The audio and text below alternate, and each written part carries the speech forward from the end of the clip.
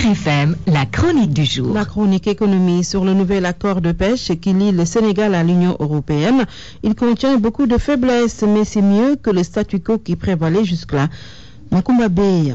C'est à se demander si finalement ce n'est pas une malédiction pour les pays africains de posséder des ressources naturelles. Demandez par exemple au ministre des Mines la contribution de l'exportation de l'or au PIB. Haïdar El Ali a lui donné son chiffre après la régularisation des accords de pêche avec l'Union européenne. Les vociférations sont venues de presque partout pour dénoncer, à juste titre, une transaction minable. 65 millions d'euros en 5 ans. L'accord n'est pas bon, mais Haïdar a du mérite comparé à ses prédécesseurs. Depuis 2006, les navires espagnols et français pêchaient dans nos côtes et donc sans aucune compensation financière. Le Sénégal sort maintenant de la catégorie et il laisse la Gambie, les deux Guinées et les Seychelles. Les tirs croisés entre Souleymane Ndéné et Khoureyssi Thiam, chacun tentant de noyer le poisson, ont fini de faire comprendre qu'on est dans une vraie mafia organisée. Aucun accord en bonne et due forme depuis 2002 et il ne s'agit pas d'eux uniquement. Ousmane Tanor Dieng n'aime pas le sujet, lui non plus n'a guère fait mieux. La cession des ressources halieutiques à l'Union européenne dans notre pays a toujours été scandaleuse. C'est à cause de ces nombreux contrats mal négociés que le président Macky Sall avait interdit au ministre d'engager le gouvernement dans les gros contrats sans son aval, ce qui laisse espérer que lui-même était au courant de cette régularisation avec l'Union européenne. Les faiblesses de l'accord sont cependant nombreuses. Comment par exemple vérifier le respect des restrictions sur les espèces interdites, le démersal côtier, le poulpe et la sardinelle? Mais l'accord